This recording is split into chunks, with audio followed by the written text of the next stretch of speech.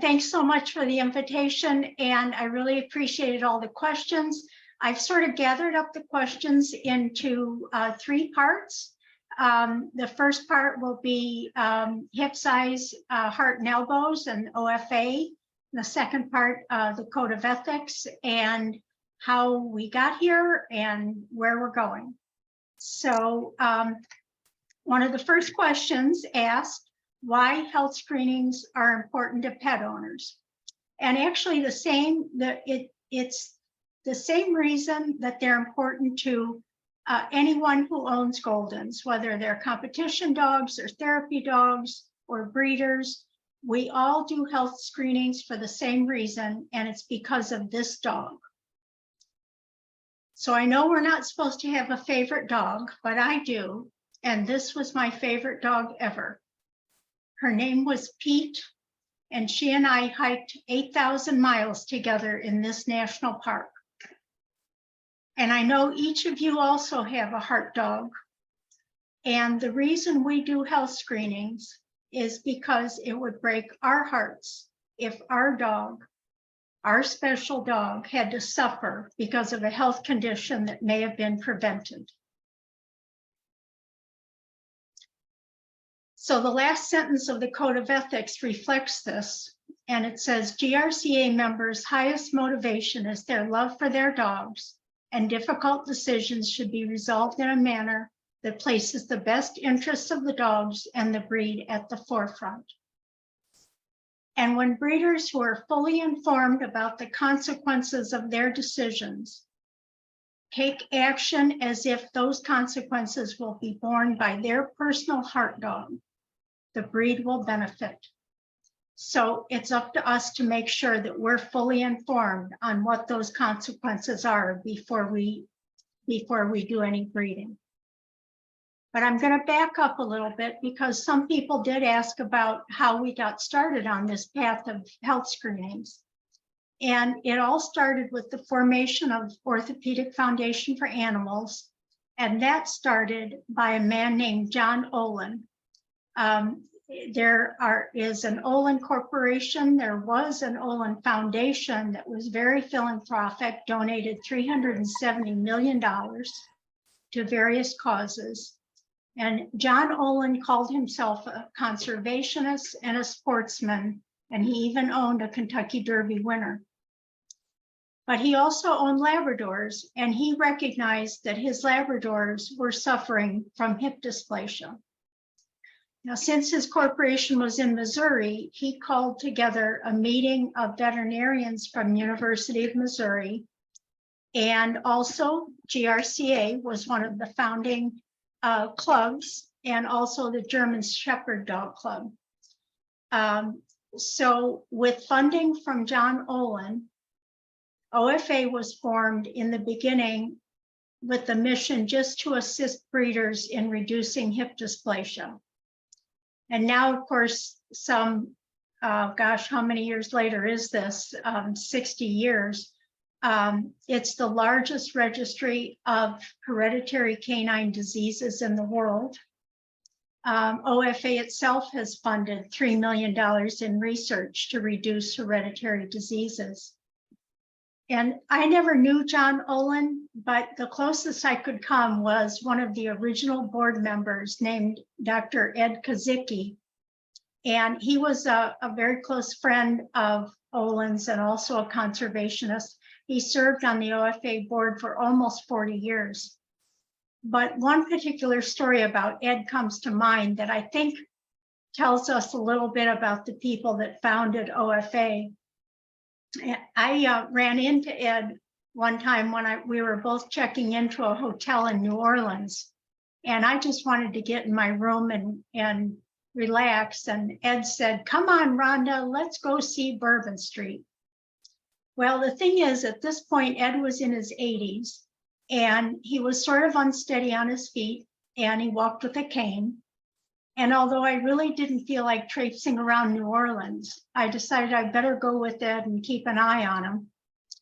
And sure enough, as we're walking down Bourbon Street, we encountered a group of about 6 to 8 teenagers that sort of looked thuggish, and they were intentionally blocking the street or blocking the sidewalk, walking in a line straight toward us. And I'm trying to think of a way to get out of there. And Ed picked up his cane and stepped forward and held out his cane like it was the staff of Moses parting the Red Sea.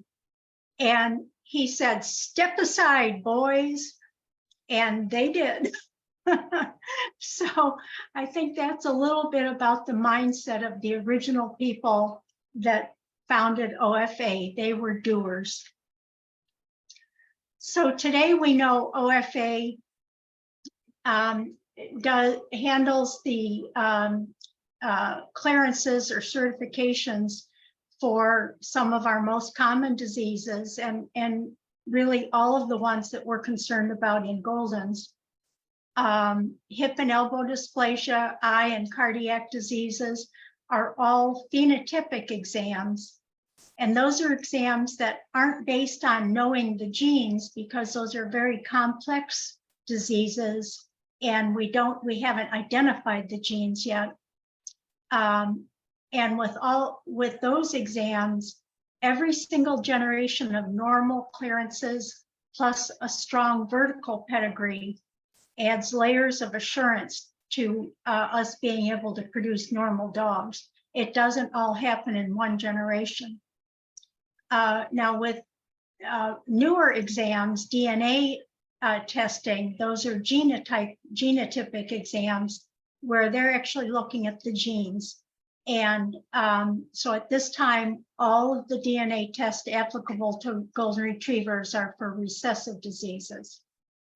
One person asked, how can a pet owner know that they're being given the correct information about this testing? And getting the AKC registered number of the parents, you can look up the health testing that's been done on those dogs at a searchable database. And I think this is being taped, so there's going to be several links in this program. I guess you can just go back to them later. Don't have to worry about writing anything down.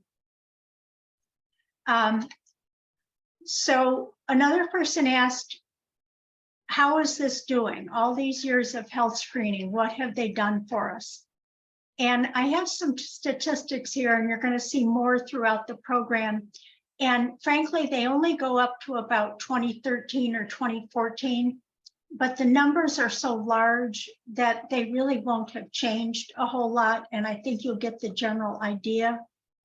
And we see with hips, at first glance, it looks like the numbers have only gone from 19.5% to 13%, which is an improvement. It's a 30% improvement. But in reality, the dogs born in the later years were also in the first set of data, the 19.5%. And in reality, back when OFA started, and I started in Goldens in 1970, the percentage of hip dysplasia in the breed was at least 25% or more. So what we've really done is cut the percentage of hip dysplasia in half. And longtime breeders and breeders that are really expert with their with their pedigrees can really get this percentage much, much lower using OFA data. Now it looks as if, excuse me, the percentages of elbows and heart haven't really changed a lot, but that's a little misleading too. And I'm going to show you more about that on some future slides. Excuse me 1 second, I need a drink.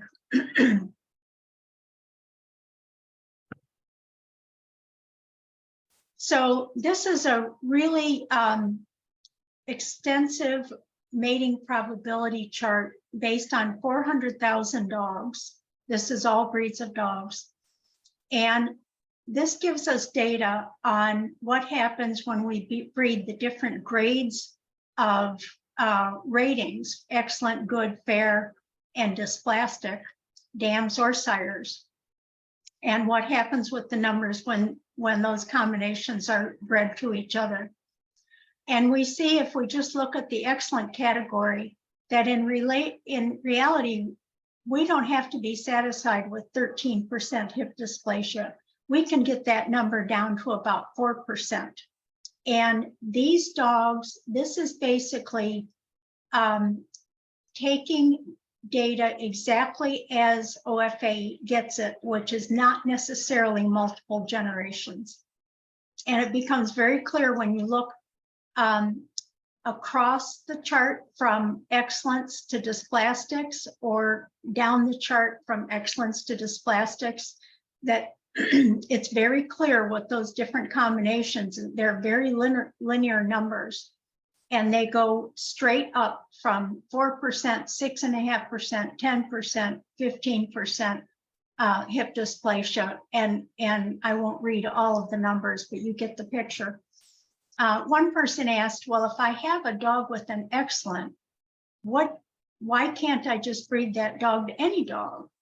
Well, you can, but you have to know what those results are likely to be. If you breed that dog to a fair, or if you breed that dog to a dysplastic dog, you are increasing the risk of the puppies having hip dysplasia. And we always have to remember that those puppies will someday be somebody's heart dog. So again, that's where our code of ethics tells us to make decisions based on our love for our dogs. Now this chart shows us similar information on elbows, but in this one, it's only golden retrievers. So there's only 13,000 dogs instead of 400,000 dogs. And this is pretty much since 2001. Well, actually, it's not even 2001 to the current date, because again, this stopped in about 2015. So the first chart I showed you said that the 11% elbow dysplasia hasn't changed in 20 years. But in reality, normal to normal for golden retrievers is not 11%, it's 7.5%. And what we really see, I've shaded out some of these because the numbers are too small to really make any conclusions. So, but these first three cells here, these are the ones we're looking at. I think what we're seeing in the reason that the percentage hasn't changed in 20 years is because people aren't just breeding normal to normal. They're including grade 1 dams, probably more than grade 1 sires, but they're including grade 1 sires as well. And I'm not passing a judgment as to right or wrong, but when we see the numbers haven't changed, that depends on who's breeding what. The numbers may not be changing if you're breeding grade 1 sires and grade 1 dams, but the numbers are changing if you're breeding normal to normal. Now these are cataract statistics. Somebody asked, well, I guess this wasn't a specific question, but this was just part of, are we improving by doing clearances? And cataract statistics have not really changed, whether it's significance unknown or presumed inherited or functionally impairing. We really haven't seen the statistics change much since, and this is going for about 25 years. And total, it's 140 or 150,000 golden retrievers. We'll get back to that maybe a little bit later, because I certainly have opinions on that point.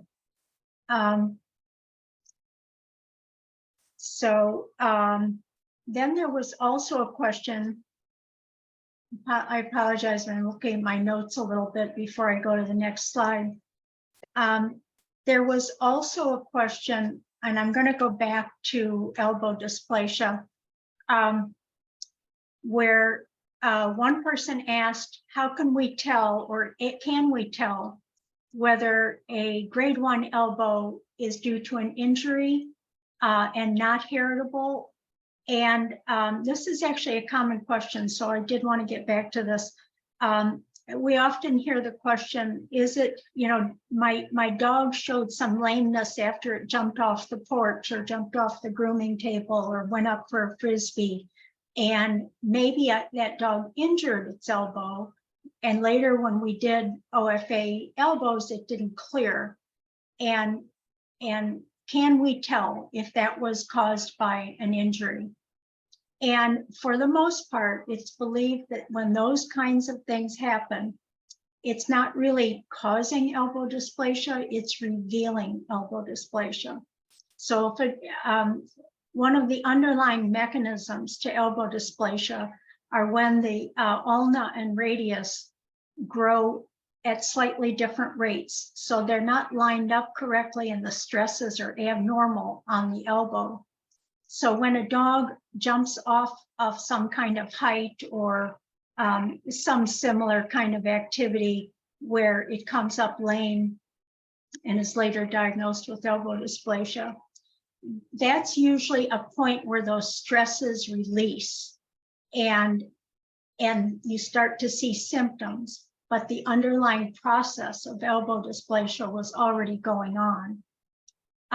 But if there's an injury severe enough that would actually cause a dog to develop arthritis, osteophytes in the joint that would be later picked up and called elbow dysplasia, those dogs are that's usually a severe enough injury that you would be taking that dog to the vet. And if an exam and radiographs at that time, at the time of the injury, are submitted to OFA, they will sometimes give a clearance on just one elbow if they have all the information. And I've never experienced anything personally like that with elbows, but I can tell you that a puppy I sold once was attacked by a deer, and it broke the dog's hip. And they had all the radiographs and veterinary reports from that time, and that dog actually got an OFA good on the other hip. I know that probably sounds strange to you that deer attack dogs, but in Ohio, deer are the mammal that kill the most human beings every year, other than other human beings. So yes, you can get a clearance. I've actually experienced this with eyes as well. If there's an injury and you document that injury, you can get a clearance. But if it was not severe enough to go to the vet and get documentation, I think it's pretty likely that it was elbow dysplasia that really was the underlying cause of the degenerative joint disease that are picked up later and called elbow dysplasia. Okay, so now I'm back to the cataract point. And what I wanted to say with cataracts is, some of you may know that I've been an advocate for eliminating this as a restriction. Anyway, back to this cataract topic. I don't want to belabor the point, but I think the person had read an article on the GRCA website asking, and the question was, if cataracts don't affect their vision, why are we still eliminating dogs for breeding? And the article they must have read, I'm pretty sure, was one that I wrote, although somehow it didn't have my name on it. So I'm definitely an advocate for that. The reason that it was not changed was because of OFA policies and standards. GRCA would not change anything that would go against OFA because we brought it to the GRCA board. OFA does not change. All of their policies are set by veterinary specialty associations. And so the College of Veterinary Ophthalmologists has a subcommittee of genetics committee. So this question was brought to their genetics committee.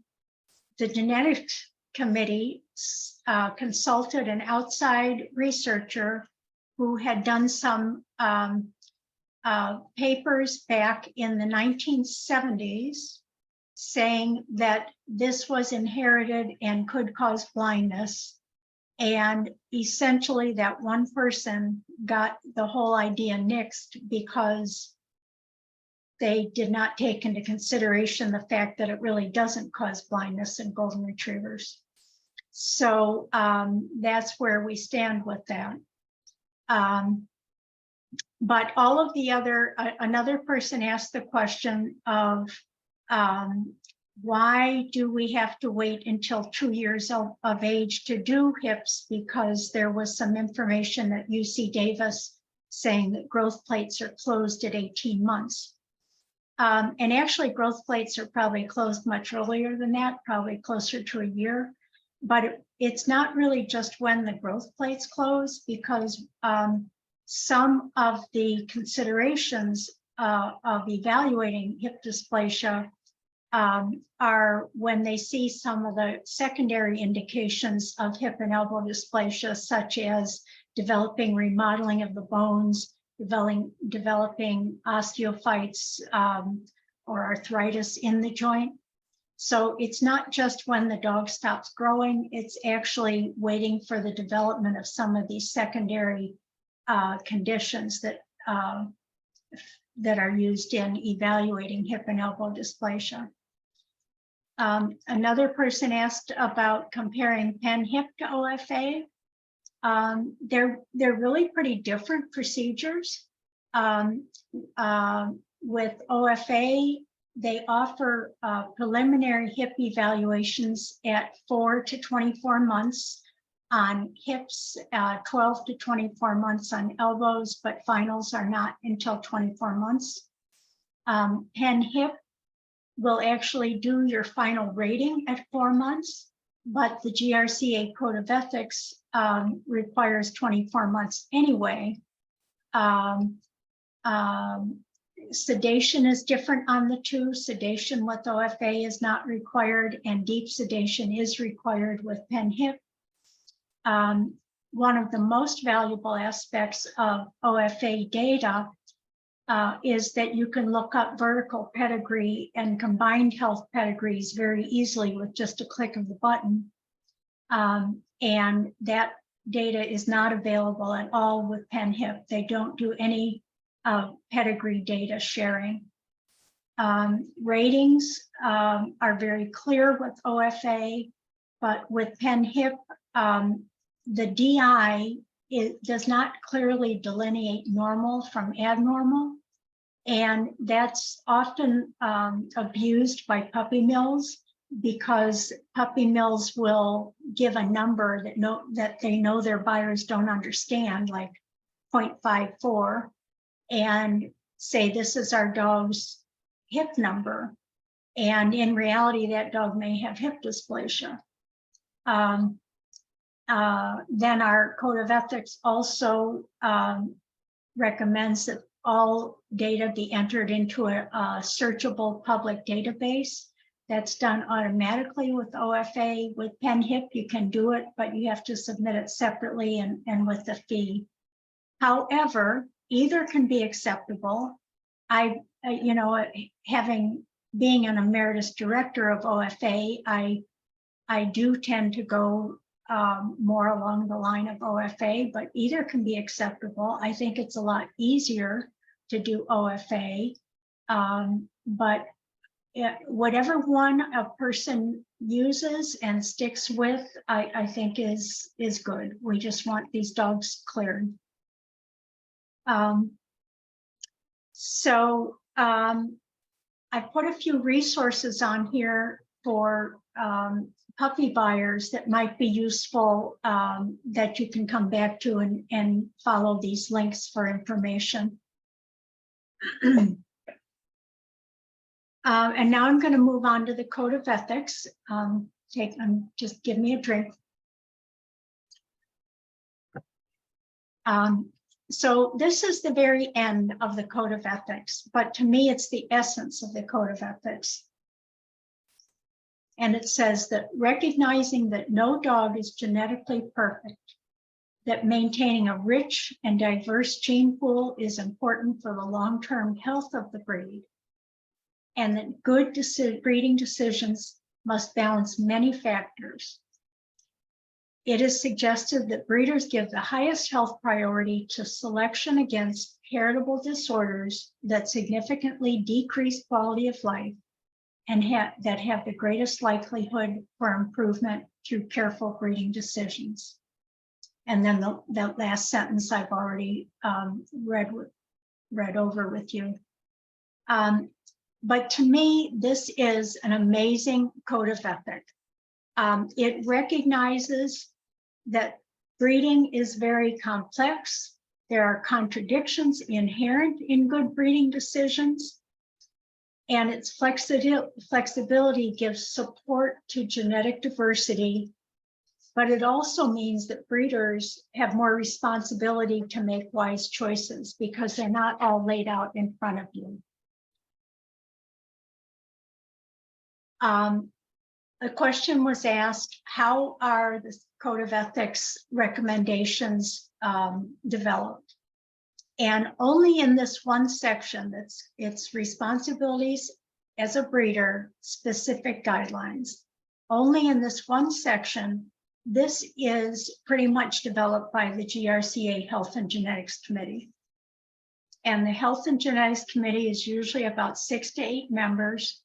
It's primarily veterinarians who have been breeding and exhibiting Goldens really for decades. There are, let me think, 4 people on the the Health and Genetics Committee have been on there for 20 years or more. 3 are in their 70s, 1 is in the late 60s. They've all been breeding dogs and showing dogs for probably 40 years or more. And there are a few that rotate periodically, but also are breeders and exhibitors. We have people who exhibit in the field. We have people who exhibit in conformation, agility. We have breeders that breed for all those purposes. We also have a breeder that breeds for service dogs. We have a veterinarian who works in pharmaceuticals. It's quite, even though it's only 6 to 8 members, it's really quite diverse. And the Health and Genetics Committee considers how serious a condition is, like its impact on quality of life, how common it is in the breed, do we have good diagnostic tests, and is this really a heritable disease that we can improve through breeding? So we try to stay vigilant with the emerging things, reading research papers, talking to researchers, input from you, OFA reports that we get quarterly, and the decisions, changes to the Code of Ethics are, they're very well thought out over time. We don't make changes quickly, but whatever changes, we recommend go to the GRCA board, and then those the board makes the final decisions on those. So we also had a question about whether the Code of Ethics is rules or guidelines. And what it actually says is, before this right here, it says breeding dogs should. And then it says they should report, they should possess examination reports and certifications as outlined below, which is, I didn't include all of that, but to evaluate and document status concerning recommended screening examinations. And these reports should be publicly available in a online database. And right now the online database is OFA. Full disclosure, in many ways is as important as clearing a dog in a way, because full disclosure helps all of us. It lets everybody see what they need to consider as pedigree information that could be valuable to their program. Setting a standard that open disclosure is healthy for the breed it's very important, because some people will want to make alternate choices and they need to know what their line might be at risk for. And the Canine Information Health Center, which is sort of part of OFA and Canine Health Foundation, also follows that policy. But in all parts of the discussion of clearances, the word should is used instead of must. There are other parts of the Code of Ethics that say must, but when it comes to screening examinations, it says should. That was a very carefully thought out change, because it used to say must. That change came about partly because we recognize that we're talking about whole dogs. We're not talking about a collection of clearances. Dogs have many genes that may be valuable to genetic diversity in the breed. And if a person makes an alternate choice, I don't consider it violations, and GRCA does not consider it violations. They're not violations. If a dog is, say, bred with a grade 1 elbow, that dog may have a lot to contribute to genetic diversity. It's a whole dog. It's not just, it's got hip, eye, heart, and elbow clearances. Additionally, a dog with a fail, let's say it has mild hip dysplasia, that dog may actually have a better risk profile in its pedigree than some clear dogs. Because, for example, its litter mates may all be strong goods, and for some reason this one got a mild. Another dog that has a good may have litter mates with all milds. So you really have to know a lot more about that pedigree. Again, that's vertical pedigree data. I threatened to Chris the other day that I need to do another talk to you guys on vertical pedigrees. But there will be a link at the end of this where you can look up more. So should was deliberately chosen, and they are guidelines, they're not rules. But when we talk about full disclosure with the dog that we're breeding, it's more than full disclosure of releasing the information into the database.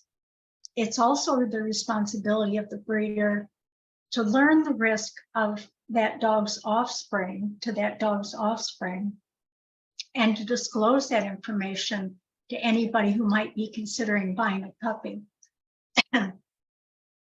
And for example, just because I have numbers, using grade 1 elbow dysplasia, that mating probability chart told us that the risk of elbow dysplasia approximately doubles when one parent has elbow dysplasia compared to 2 parents, goes from 7% to 15%. And that risk might be mitigated if you have good, strong vertical pedigree data, but you have to present both of those points of information to your buyer. You have to tell your buyer, yes, 2 normal parents statistically give a better result than 1 parent with ED.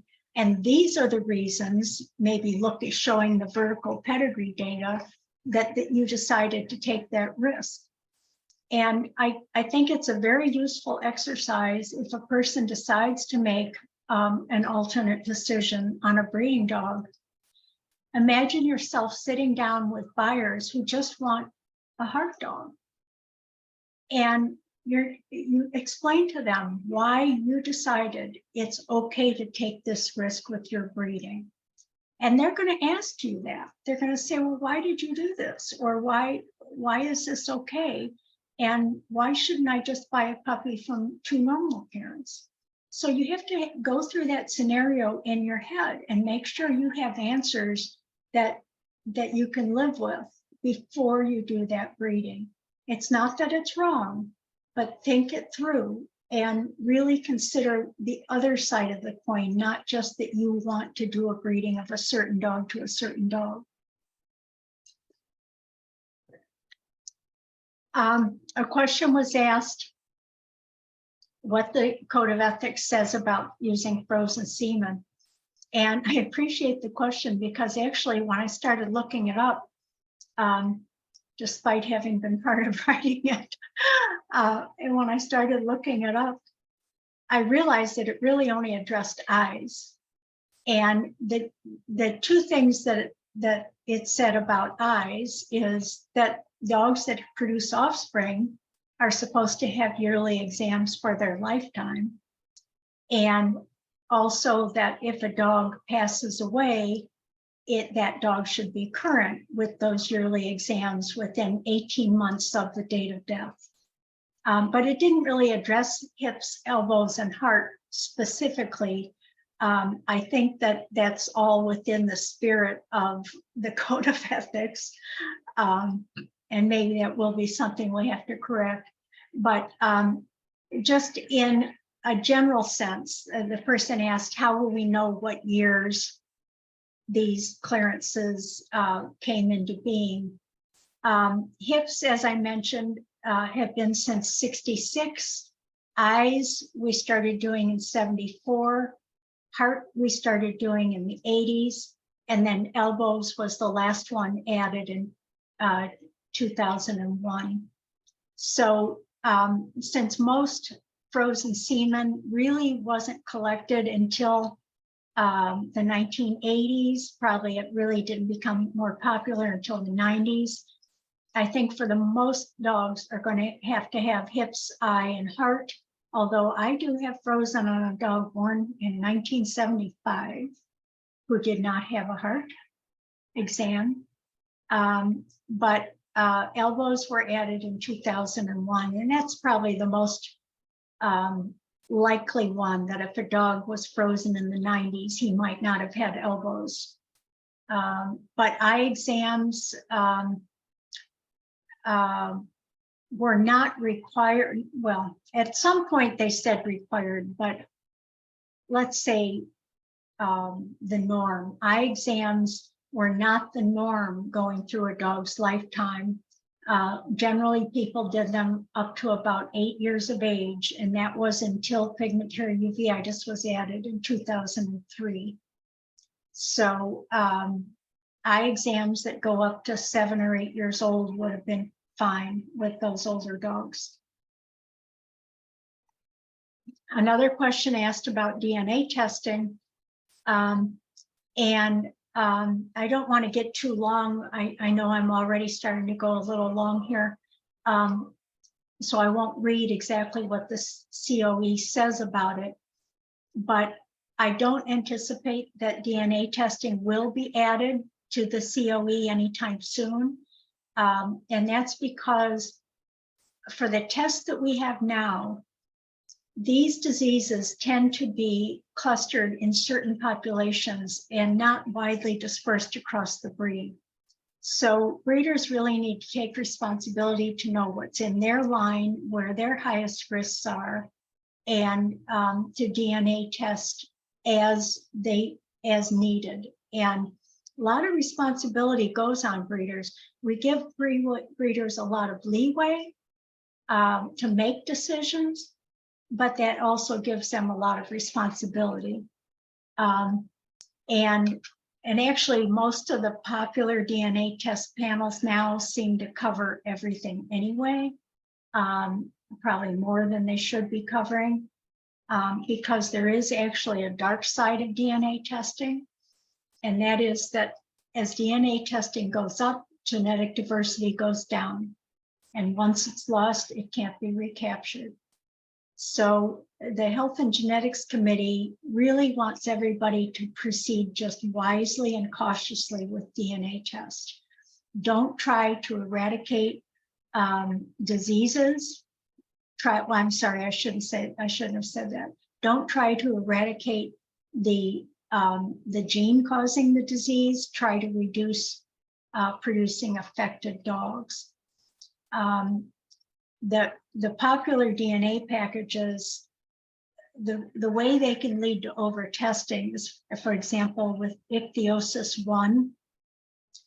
The DNA test that is used for ichthyosis 1 was developed in France, where European golden retrievers are showing when they test as affected, they have significant skin disease. When US Goldens test as affected, they often do not have significant skin disease. They often just have a little dandruff as puppies that goes away, and that's the end of it. It's never seen again.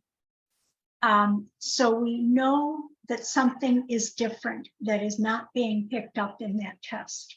We don't know exactly what it is, if there are genes that modify expression of ichthyosis on European dogs compared to American lineage. And these are broad, there's a lot of mixing of those pedigrees. So these are just broad categories.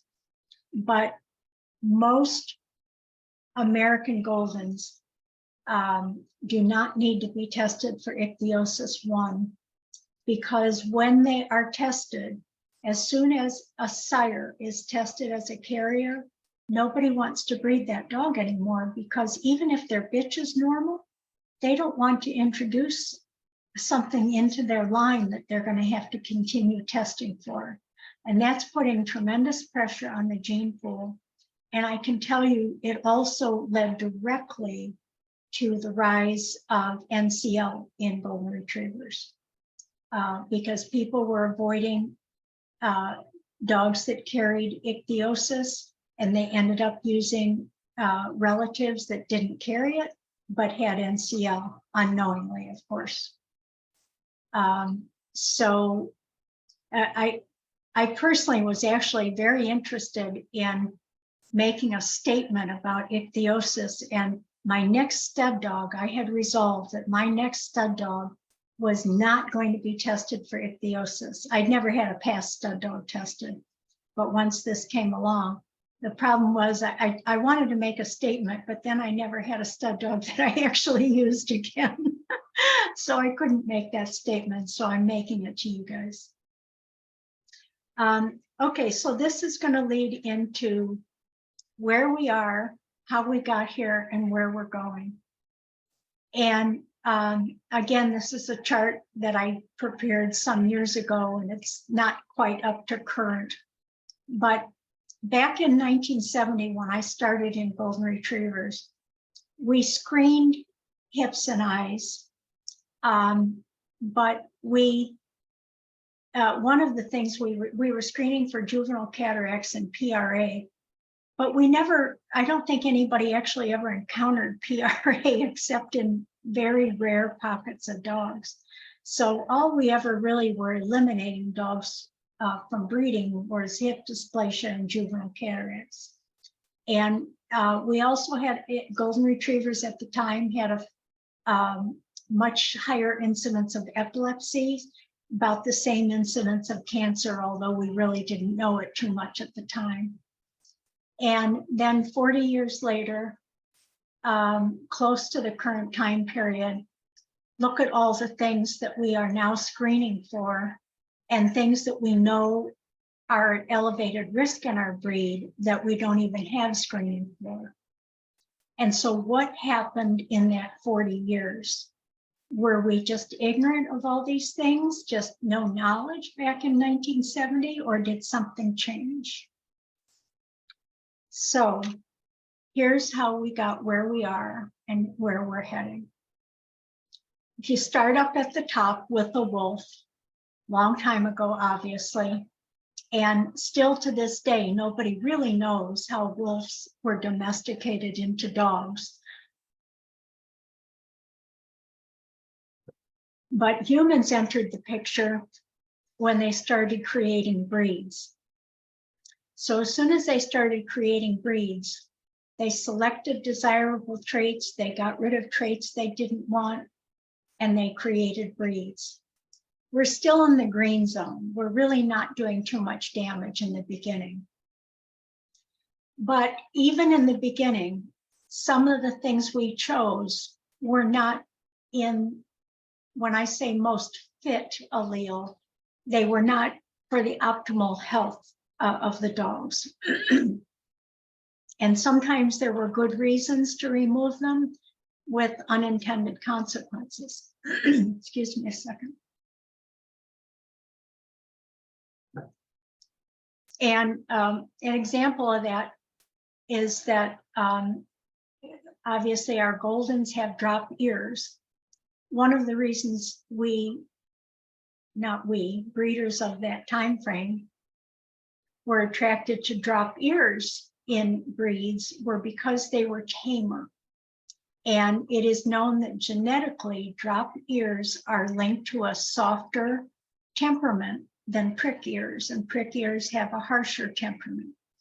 But prick ears are what nature chose for wolves, and prick ears are healthier. They get air circulation, they don't get as many ear infections. So we chose a different temperament. We got drop ears along with it, and our dogs get ear infections. So many of these things go hand in hand as you create a breed thinking you're choosing good traits. Sometimes less healthy traits come along with it. And as that happens, we get into where you start needing to do some health screening.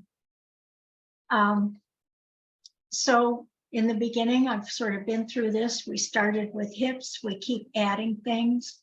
As breeding through time, popular sires have had a great influence in golden retrievers. Popular sires shrink our gene pool. And sometimes hidden things go along with that. It's not that hidden things automatically go along with popular sires. It's just that they have a greater impact than when they go along with a dam. So whether it's through a popular sire or just screening for disease, for health conditions we know we have, the gene pool shrinks. Either way, the gene pool shrinks, and we're starting to get into this caution zone, the yellow zone. But at the same time, the prevalence of the diseases that we're screening for goes down. So it's sort of a mixed bag.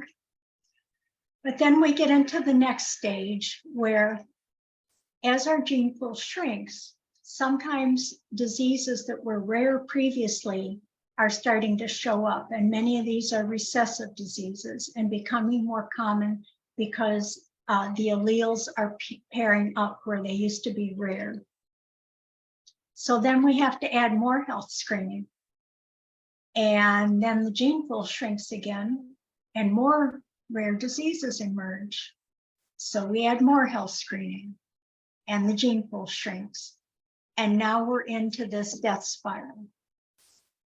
Now, each of you might choose where you think we are in this process, but this process happens with every breed. It's not just Goldens. And personally, I think we're sort of in the yellow-red zone. And I'm not sure how we're going to get out of it. Breed creation is a relatively new experiment among humans. Despite some breeds claiming a history that goes back thousands of years, DNA tells us that that's not really true, that those breeds have been recreated, and most breeds have been created in the last couple hundred years. So we don't have an ending to this story yet. And you can see how these things happen, right? Because these were good intentions. People selected good traits. They closed the stud book because they want to be able to look in their litter box and see all these gold puppies with wagging tails and drop ears, because that means they're tame. They don't want to look in their litter box and see prick ears and a snarling wolf puppy looking back at them. So, that's how the breeds are created. As we go through time, selection pressure keeps increasing desirable traits, and that's what we call consistency. And it decreases undesirable traits, and that can improve health. But there's unintended consequences. I already mentioned that the desirable traits sometimes come along with less desirable traits. Once the stud book is closed, we don't add any more genetic diversity. It's continuously reversed, except for the late crosses that added the Labrador color dilution gene that is responsible for what are now called English creams. Nobody really admits to that, but it's been found genetically that that color came from a Labrador cross. So again, the dark side, the unintended consequences are that we keep reducing genetic diversity. And so that term's used a lot. And what's the big deal about reducing genetic diversity? Well, all dogs carry harmful genes that we don't know about. When dogs breed randomly, those genes are rare and most of them are not expressed. But a study a few years ago, this was done among UK Goldens, probably very similar to what we would find in US Goldens. They examined 300,000 UK Goldens, and they showed that between the 1970s and 2006, a span of about 35 years, diversity in the breed, the diversity that remained in the breed was only 6.3% of the genetic variants that were found 35 years sooner. That is just a shocking percentage. 6.3. So that's, the number may be slightly different, but it's very similar, I think, to US Goldens because we're under the same genetic pressures. And the genetic pressures are that only 5% of males are bred and 18% of females are bred. So every generation, 80 to 90% of genetic diversity that is existing in one generation is lost to the next. As you shrink the gene pool, genes are often linked in a way that increases the chances that they're going to be inherited together. Or they can be responsible for multiple genetic interactions that can influence many traits. And examples of this are white ears in dogs in many breeds cause deafness. Dalmatian spots are linked to bladder stones. And I've already mentioned floppy ears are linked to tameness. Those are all well-defined genetics, traits that are linked genetically. But we don't know what other traits are linked genetically. And as you increase those desirable traits in your gene pool, you also increase the undesirable ones that you didn't know about. And here's an example of an actual line-bred litter. This litter, one person asked about how high is too high with coefficient of inbreeding. So this litter had a coefficient of inbreeding of almost 26%. It was a niece to uncle on both sides of the pedigree. So line breeding is done so that you can hopefully express traits that you like, that you see. So those traits would be the green traits. They see the mom and dad both. This is a DNA profile of parentage from AKC. So these aren't, like whole, they're not the millions of genes that would be involved. This is like 18 genes. So in this one, they see mom and dad both have this trait, DD, whatever that is. And so that's consistency passed down to the offspring.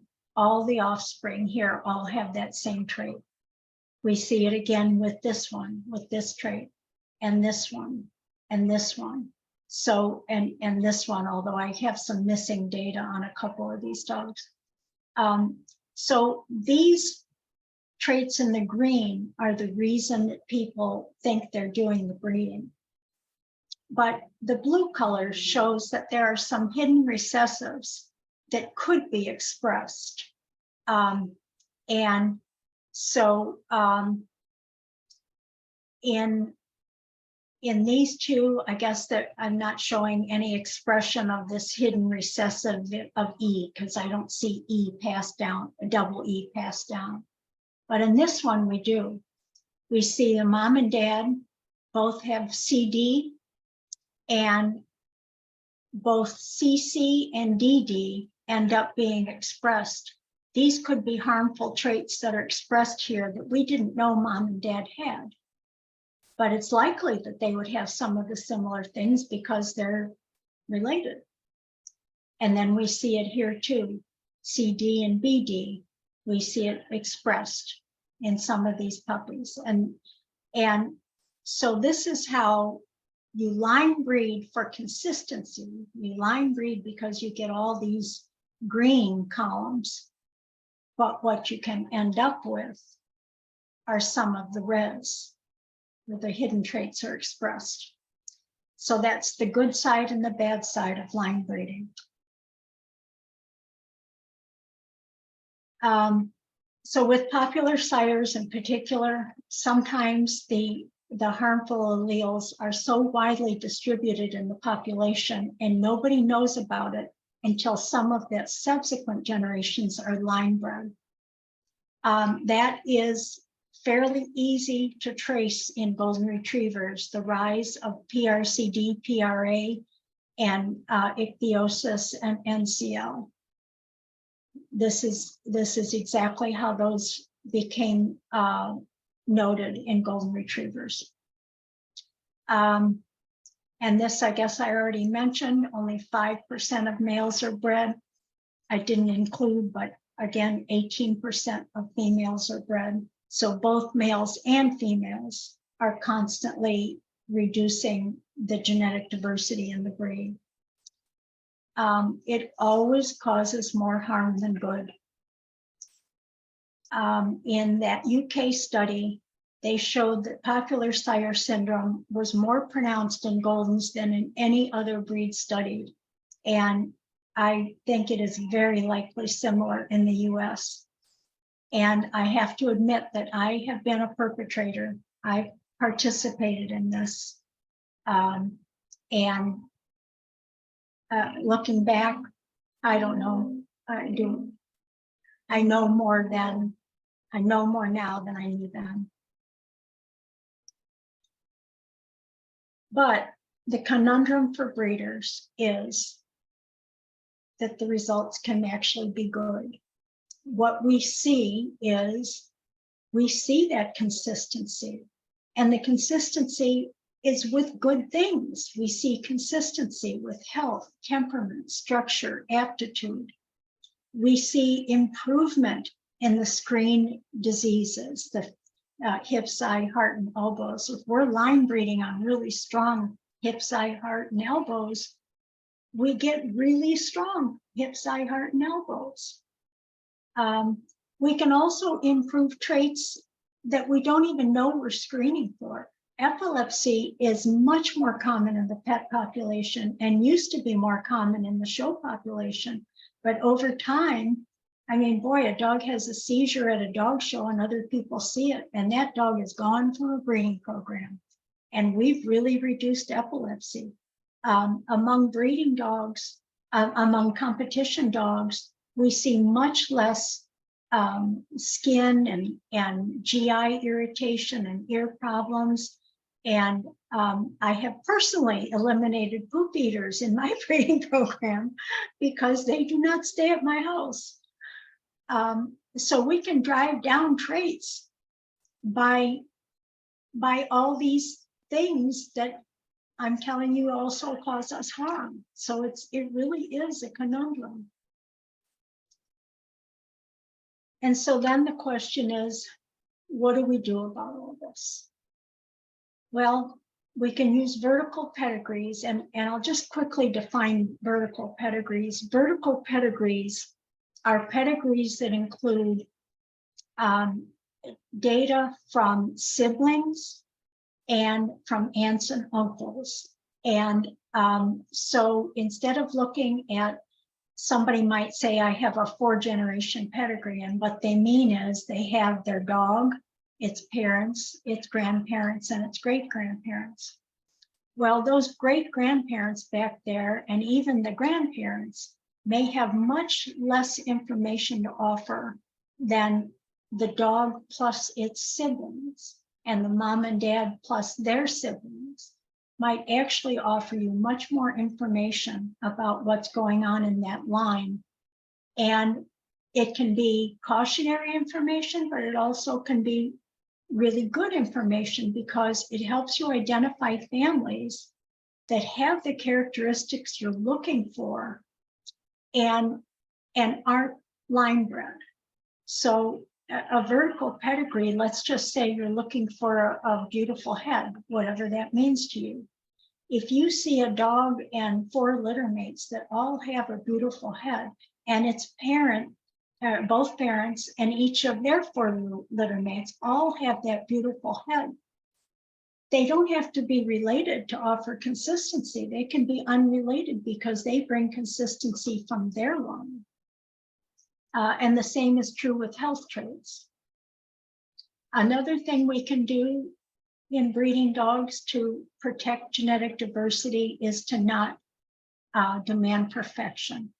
This is especially true amongst sires. As I said before, who wants to breed to a dog that's carrying ichthyosis, even though it won't hurt your puppies at all? You just don't want to deal with it. So you breed to a different dog. And that eliminates genetic diversity in the breed. So we have to not always demand perfection in our dogs. Be generous in your own personal breeding inclusion criteria. If you have a couple of different dogs that, maybe one has a little better front than the other one, doesn't mean the other one is not breeding quality. So be generous in your inclusion. If you're considering an alternate choice in a breeding, use vertical pedigree again to assess the risk in that line. Alternate choices add diversity to the breed. They can be a good thing. Just know what you're doing when you do it. Try over time to aim for lower coefficient of inbreedings than the breed average, which is currently at about 8%. And you don't have to do that with every litter, but just try to head in that direction. Consider mentoring pet owners. When you sell a puppy, so many people sell automatically on spay and neuter contracts. Well, the puppies that aren't being exhibited and are going to pet owners, they still come with all the care and attention to the breeding that the ones you're keeping have. And they're far superior to what might be being bred elsewhere in the community. So maybe mentor those pet owners if they might want to consider breeding, and help them learn how to breed rather than just automatically spay and neuter those dogs. And then if your own personal beliefs match some of the things that might you might be in favor of changing to release some pressure from the gene pool, then advocate for that change. Generations are changing, and there's been resistance to certain things like the cataracts and missing premolars, but the next generation is going to come along and consider those questions again. And if you believe that would help protect our breed, then advocate for those changes. So those of you that are sort of eagle-eyed may have noticed that my choice of background for my screens has been a balance scale. And that's the subliminal message that I've been trying to project, is that a lot of our choices have to be about balance. So we're nearing the end. Here are some of the resources. I mentioned the one on vertical pedigrees is the second one. This one is on the GRCA website. And I have to show you my buddies. So this is a little video clip of my buddies. These are the two I have right now.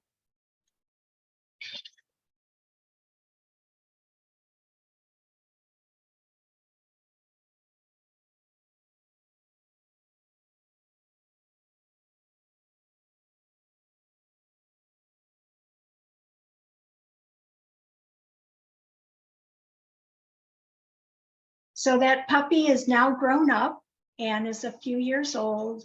And my raccoon buddy is 16. And he's my heart donor. So now we can open it up to questions. So I'm so excited that I'm the only person that knew that that was going to be a raccoon. We've run a little bit long, but I would like to give people an opportunity to, so let's do about 10 minutes of questions. Let me see. Is it I'll any? exit my screen. Okay. And not sure how to get back to my video. Let's see. There we go. I'm back on. Okay. So anybody that would like to, let's see. So Mia Arthur, you can actually unmute and ask if you like, unless you would like for me to read your question. Okay, so this is Mia Arthur to everybody. This is very basic, but how do we get started with OFA testing? Well, hopefully you have purchased your puppy from a breeder who can give you some guidance. But on the OFA website, there is information on the basic hip, eye, art, and elbow certifications, and the application information, how you get started with those testing. Hopefully your club maybe has some resources to offer information about how to contact recommended vets for hips and elbows, because there is expertise involved in that some vets just plain and simple do better films than others. And maybe heart and eye clinics. Your club probably has connections to who's doing heart and eye clinics in your area. That's true. I think mentorship really is going to be key on that. So anybody has any questions, just ask one of the fellow members that's currently breeding, because a lot of us have really good places that we like to take our dogs to get all of the required screening procedures done. Okay. Then Lindsay said, question for end, what advice would you give to young breeders for what they can do to be good custodians of the health of the breed? I guess it's devour information, and information not from other breeders, because breeders pass along a lot of misinformation to each other. Yes, you listen to people ringside and you talk to people on Facebook, or but try to go to sites like websites that are .edu, .org, places where you're going to get more science-based information on topics. Actually, Wikipedia is very accurate on most things.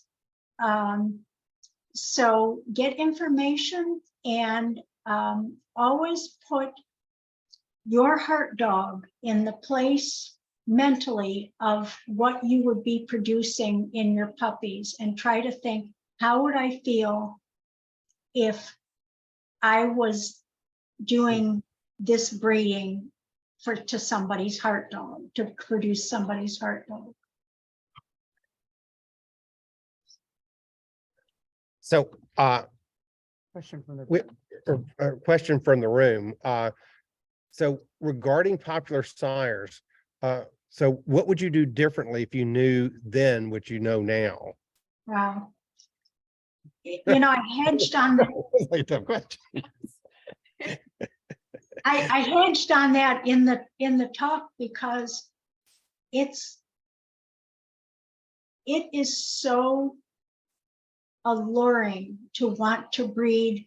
In my case, it was breeding my sires. My sires were the popular sires. And you have this fabulous bitch come along and you really want to breed to her.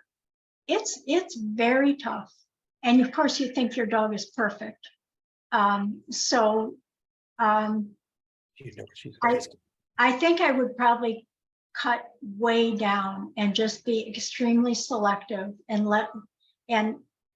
breed my boys only to a very select instead of more indiscriminate. I mean, they always had health certifications and many of them were champions, but that still, I would be more selective for sure. I have a question, and I'm hoping I may have misunderstood what you said, but I'd like to try and ask it. When we were talking about the DNA testing, I understood you to say that you thought that was not something that was going to be recommended going forward. But I also thought I heard you say that we were encouraged to try and avoid affected and to not worry so much about carriers, but to avoid affected. And I don't understand how without the DNA testing, we avoid Okay. producing the affecteds. Yeah, so and thank you for asking, because it gives me a chance to clarify. I'm sure other people, however I phrased it, was confusing. So it's not going to be added to the code of ethics. And the reason it's not added to the code of ethics is because one line might need to test for PRCD, PRA, NCL, and ichthyosis. Well, probably not ichthyosis, but and another line might not need to test for anything. So it's only pockets of dogs that are at risk and that need the testing. But when you are in that pocket, yes, you do the testing. And so that's why it's so important. It's really on the breeder to take responsibility to know where the risk lies in the lines they're dealing with. It's probably only about, I'm going to pull a number out of a hat here, but I would say it's probably only about 10% of our breed population is really related to dogs that have these conditions. So if you're dealing with a line that really just isn't at risk, it's not going to, the code of ethics is not going to be asking everybody to do it. So go ahead. As a follow-up question then, say I have a bitch that I know is an ichthyosis carrier, and I wanted to be able to breed that bitch to a stud dog. It would just be advised then to make sure that as you talk with potential stud dog breeders, to ask them if ichthyosis has ever been an issue in their line. And yes, and for yourself as well. If ichthyosis if you know your dog is a carrier because you did DNA testing, Right. but there are no relatives that are showing signs of disease, if you have not seen any clinical dogs in your dog's close pedigree, litter mates, aunts and uncles, grandparents, if you don't know of any clinically affected dogs, I think it's reasonable to ask that question of a sire, do you know of any clinically affected dogs, without demanding that that sire be DNA tested himself, if people are telling you the truth. That's just one disease that the DNA test does not give us the whole picture. Okay. Well, I think that that is probably all the time we have for questions at this point. I appreciate very much you spending time and sharing your wisdom with us, and we will take you up on that offer of another another time to come talk to us, because you have so much wisdom that we really love benefiting from. So there's nothing else that we need from you, and you're welcome to sign off, or you're welcome to join our meeting, whichever you so desire. I think I'll say goodnight to everybody. And I know that you go to way too many meetings, so but I really appreciate you. You are just really wonderful. Thanks. Well, thank you for inviting me, and I'll sign off, and take care, everybody. Okay, well, thank you very much. We appreciate it.